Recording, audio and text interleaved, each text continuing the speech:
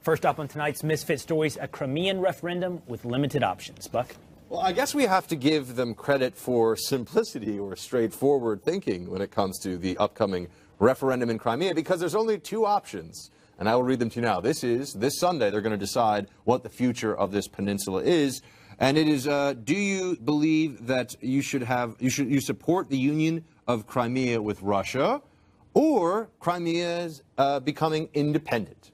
So you can either join Russia or separate from Ukraine, in which case Russia already has troops there. I think you're pretty much joining Russia. There is no option C, I will point out to you. So I think we know which way this one's going, by the way. A, I win, B, you lose. Exactly. And, you know, this is sort of like the North Korean election model of 99% participation, 100% accurate answer. I think our friend Gary Kasparov would put it in quotations as to how much of a fair referendum this actually is.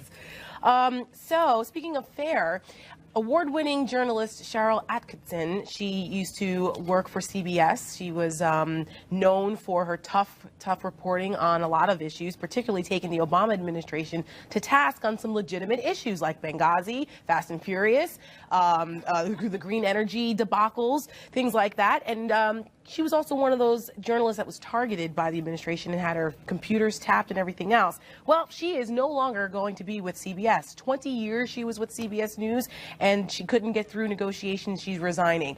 You know, they had the audacity to say that they questioned her reporting, her impartiality, and that her reporting was agenda-driven, because she dared to actually be a journalist and bring some balance to CBS News. So shame on them. Looks like maybe, you know, we can bring her over to the Blaze. The good news for her is that her brand is that she's actually a journalist. Yeah, which tells you a lot about what goes on at CBS. Yeah, she's preparing to write a book, so good for her. Dennis Rodman gave a teary apology, saying he had only the best intentions when being all buddy-buddy with Kim Jong-un. So I don't know if we have a clip of it, I think. I hope we do. I don't want to be a hero. I don't want to be this. I want to be that. I just wanted to do happy things and do great things in life. That's all I want to do.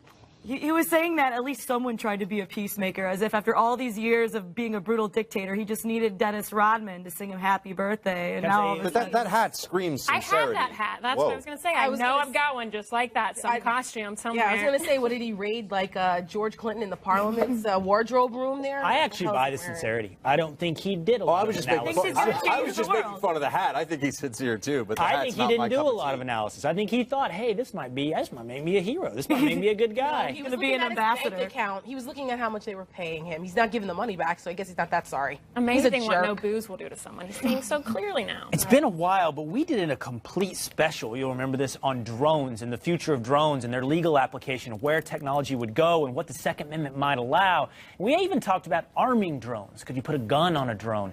Well, somebody at South by Southwest in Austin, Chaotic Moon Studios, did. They put a stun gun on a drone, and they offered up one of Popular Science's interns to illustrate what happens when a stun gun drone attacks.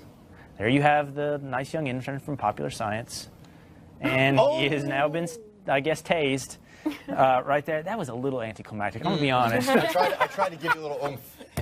You should have had a clip of the "Don't tase me, bro" guy. You should have had that leading into it. That was pretty funny. He gracefully fell. They're saying my name, and I was told I wasn't having a story, and now I'm so you're unprepared? I'm doing something with drones somewhere. I'll just spitball this. Basically, I'm pretty sure is what I read the other day, because I found this myself. Is this prisoner in Australia? They're trying to use drones to get drugs into the prison, and they got caught.